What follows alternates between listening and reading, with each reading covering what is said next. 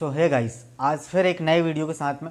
और आज हम समझेंगे गामा गामा जो हमारा ऑप्शन ग्रेक्स चल रहा है। ऑप्शन ग्रेक्स का आज ये तीसरा पार्ट है, ठीक है ना। और आज इस वीडियो में हम गामा, वेगा और आरो हम तीनों इस वीडियो में कवर करेंगे, ठीक है ना।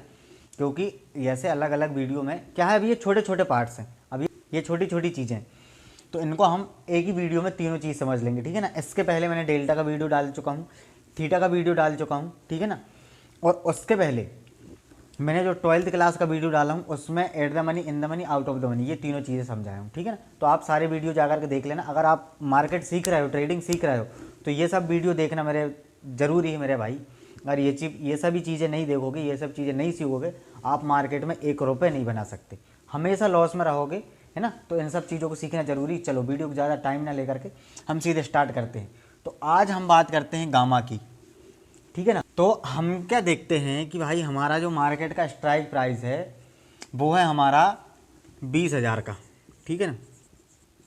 20,000 का हमारा स्ट्राइक प्राइस है, ठीक है ना।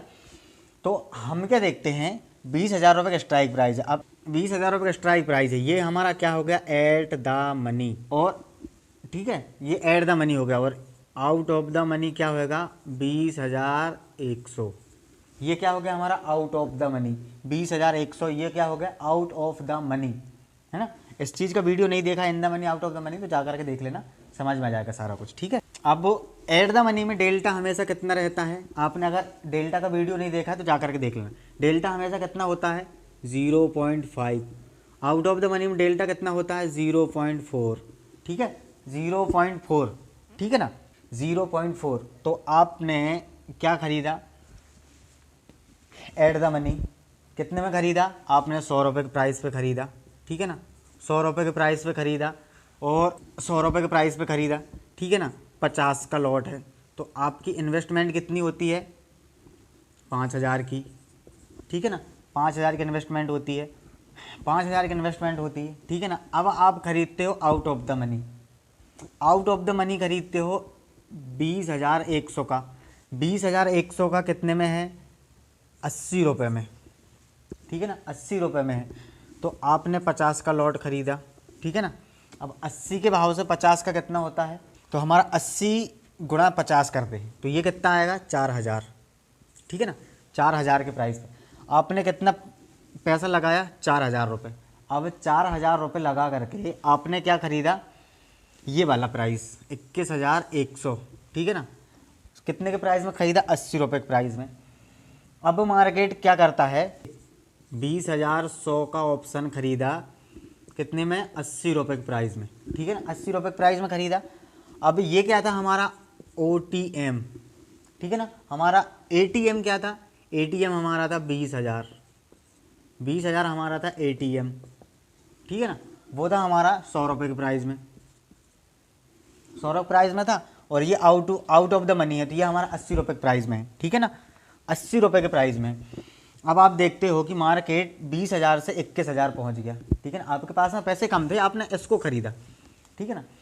तो आपने क्या देखा कि मार्केट 20,000 से 21,000 पहुँच गया। अब हमारा जो एट द मनी हो गया वो क्या हो गया, एट द मनी, हमारा एट द मनी क्या हो गया, 20,100। एट द मनी हमारा जो ATM है वो हमारा क्या हो गया, 21,000, वो 20,100, ये हमारा हो गया एट द मनी, ठीक है ना।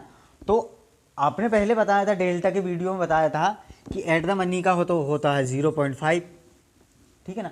अब आप क्या देखते हो, ये बढ़ा तो 100 पॉइंट बढ़ा तो, लेकिन यहाँ पर आपने 80 रुपये के प्राइस में ख़रीदा था 50, तो आपकी इन्वेस्टमेंट कितनी थी, 4,000 की, ठीक है ना।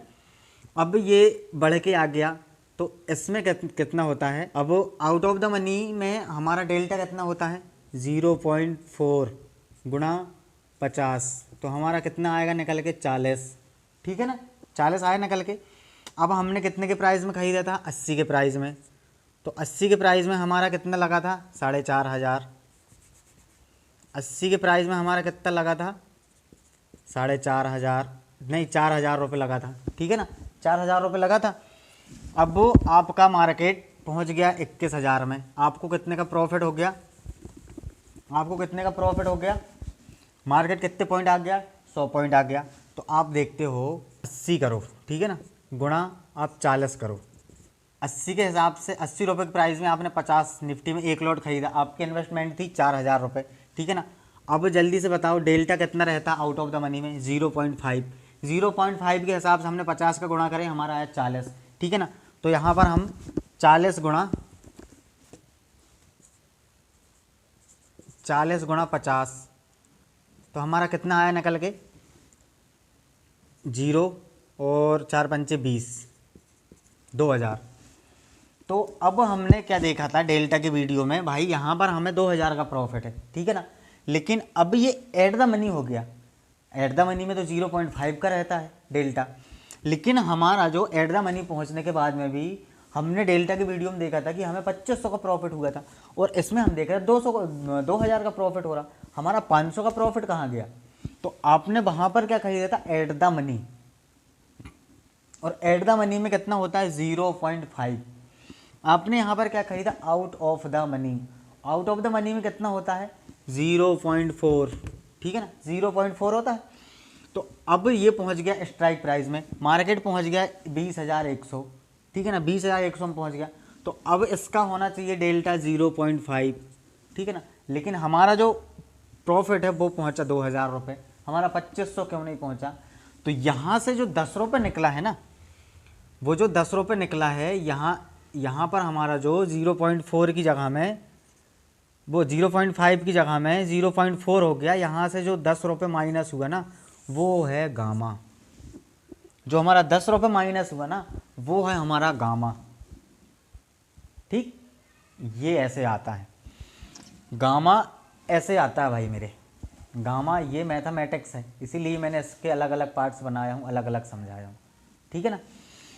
तो ये था हमारा गामा, समझ में आया गामा कैसे काम करता है? बिल्कुल शॉर्ट में समझाया हूँ मेरे भाई, बिल्कुल आराम से समझाया हूँ, और बिल्कुल भी मैंने ऐसे लंबा नहीं करा, बिल्कुल भी आपके सर के ऊपर से भागे ऐसा नहीं किया मैंने, है ना। सीधे मान के चलो आउट ऑफ द मनी में हमने खरीदा और वो एट द मनी हो गया, फिर भी हमारा प्रॉफिट 10 रुपये कम दिख रहा है। हमने जब कैलकुलेट किया तो हमें 10 रुपये कम दिख रहा है, तो वो 10 रुपये जो ले गया वो है गामा, वो है हमारा गामा, ठीक है ना। चलो ये हो गया। इसके बाद में आता है भाई वेगा। अब वेगा क्या है? ये वेगा, थीटा, गामा बहुत पकाऊ चीज़ है, लेकिन भाई मैं बहुत आसान चीज़ों में समझा रहा हूँ यार, आपको समझ में आए इसलिए मैं बहुत आसान सी भाषा में समझा रहा हूँ, बिल्कुल देसी स्टाइल में, है ना। तो वेगा, ये वेगा है ना। तो वेगा में हमें ज़्यादा कुछ सीखना नहीं होता। वेगा आप सीधे सीधे समझो, आप जब ऑप्शन चेन देखते हो, तो ऑप्शन चेन में एक IV दिखती है, इम्प्लाइड वॉलेटिलिटी। इम्प्लाइड वॉलेटिलिटी दिखती है ऑप्शन चेन में। NSE की वेबसाइट में जाकर के ऑप्शन चेन देखना, उसमें आपको IV दिखेगी, IV, implied volatility, IV implied volatility. जब आप देखते हो कि मार्केट में, या तो फिर हमारे इंडिया में चुनाव आने वाला है, बजट आने वाला, या कंपनी कोई चीज़, कोई न्यूज़ दे रहा है, कोई कुछ हो रहा। अभी आपने देखा बजट आया था, बजट के टाइम पे जब आपने एक चीज़ नोटिस किया होगा, बजट के टाइम पे जो ऑप्शन थे वो भले ही मार्केट में एक्सपायर होने वाले थे, लेकिन वो ऑप्शन 100 रुपये, 200 रुपये, पुट के भी कॉल के भी, पुट कॉल दोनों के ऑप्शन महंगे थे, एकदम महंगे थे। तो ये महंगे क्यों हो रहे थे? ये महंगे इसीलिए हो रहे थे क्योंकि आपने देखा कि भाई मार्केट में बजट आने वाला है, ठीक है ना। अब ये है कि मार्केट कहाँ जा सकता है इसका कोई पता नहीं है, ठीक है ना। जो लोगों ने सेल करके रखा था उनको ये दिक्कत, उनको ये टेंशन हो रही है, जो लोगों ने सेल करके रखा था उनको ये टेंशन हो रही है कि भाई मार्केट ऊपर न चले जाए, हमारा लॉस बड़ा हो सकता है। और जो लोग बाइंग करके रखे थे उनका ये है कि भाई मार्केट नीचे ना गिर जाए, हमारा बहुत भयानक लॉस हो सकता है ना। तो इम्प्लाइड वॉलेटिलिटी अगर 9-10, 8-9-10 है तो मीडियम है, ये मान के चलो। और इम्प्लाइड वॉलेटिलिटी 18, 19, 20, 21 दिख रही है, तो मतलब सेलर्स घबराहट में आ गए हैं, सेलर्स घबरा रहे हैं कि अब मार्केट कहाँ जाएगा।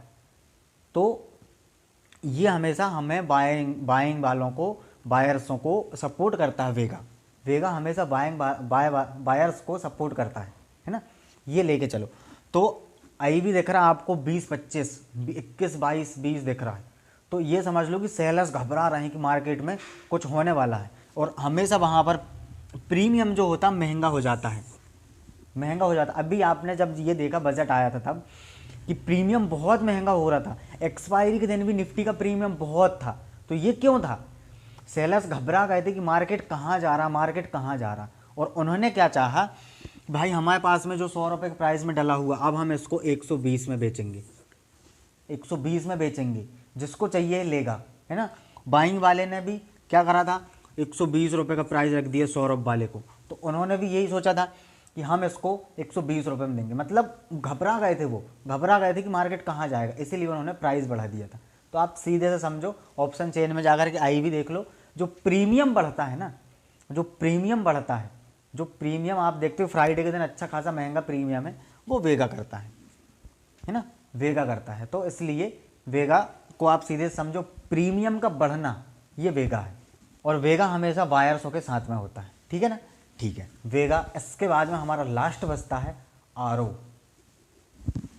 लास्ट हमारा है आरओ। अब ये आरओ क्या है, आरओ, ये आरओ क्या है भाई, ये आरओ को आप सीधे से समझो इंटरेस्ट रेट, इंटरेस्ट रेट है ना, इंटरेस्ट रेट समझो इसको। मार्केट में जो इंटरेस्ट रेट होता है ना, ये आरओ कहलाता है, इंटरेस्ट रेट, ठीक है ना, इंटरेस्ट रेट आरओ है। तो इसको आप सीधे से ये समझो, सीधे से आप ये समझो, कॉल ऑप्शन का प्राइस बढ़ता है जब इंटरेस्ट रेट बढ़ता है, ठीक है ना। कॉल ऑप्शन का जो प्राइस है, कॉल ऑप्शन का प्राइस बढ़ता है, कॉल ऑप्शन के प्राइस बढ़ जाते हैं जब इंटरेस्ट रेट बढ़ते हैं, ठीक है ना। और पुट ऑप्शन का प्राइस घटता है जब इंटरेस्ट रेट बढ़ते हैं। समझ में आया? कॉल ऑप्शन का रेट बढ़ता है जब इंटरेस्ट रेट बढ़ता है, ठीक है ना। और पुट ऑप्शन का रेट, पुट ऑप्शन का रेट घटता है जब इंटरेस्ट रेट बढ़ता है, ठीक है ना। और इसमें हमेशा, और कॉल ऑप्शन का आरओ हमेशा पॉजिटिव होता है, और पुट ऑप्शन का जो आरओ होता है वो नेगेटिव होता है, ठीक। समझ में आया? कॉल ऑप्शन का आरओ हमेशा पॉजिटिव होता है, और पुट ऑप्शन का आरओ नेगेटिव होता है, ठीक है ना, इंटरेस्ट रेट जब बढ़ते हैं, ठीक है मेरे भाई। तो ये था हमारा ऑप्शन ग्रिक्स का वीडियो। बहुत दिनों से लोग इंतजार कर रहे थे ऑप्शन ग्रिक्स की, ठीक है ना। तो आज हमने ऑप्शन ग्रिक्स भी समझा चुका है। और अगर आपने ऑप्शन ग्रिक्स की पूरी वीडियो नहीं देखा है तो आप जाकर ऑप्शन ग्रिक्स की पूरी वीडियो देख लेना। मैंने 3 एपिसोड में 3 वीडियो में ऑप्शन ग्रिक्स कंप्लीट करा हूँ। अगर मैं इसको एक ही वीडियो में कंप्लीट करता ना मेरे भाई, मैं एक ही वीडियो में कंप्लीट कर देता, ऐसा कुछ नहीं है, मैं एक ही वीडियो में कंप्लीट कर देता। लेकिन एक वीडियो कम से कम 30-40 मिनट की होती, और 30-40 मिनट की वीडियो देखते देखते आप हो जाते बोर। इसलिए मैंने इसको क्या करा, 3 वीडियो में बांट दिया हूँ, है ना, अलग अलग करके। तो आप तीनों वीडियो देख लेना, आपको ऑप्शन ग्रिक्स समझ में जाएगी। और अगर आपने ऑप्शन ग्रिक्स नहीं सीखा तो आप मार्केट में कभी प्रॉफिट नहीं बना सकते, ठीक है ना। इसको सीखना बहुत ज़रूरी है। चलो तो ज़्यादा टाइम ना लेकर के, अगर आप चैनल पर नए हो चैनल को सब्सक्राइब जरूर करना, बेल आइकन जरूर दबाना, और ऑल में क्लिक कर देना, है ना। बाकी मिलते हैं आने वाली दूसरी वीडियो में। जब तक के लिए जय जय श्री राम।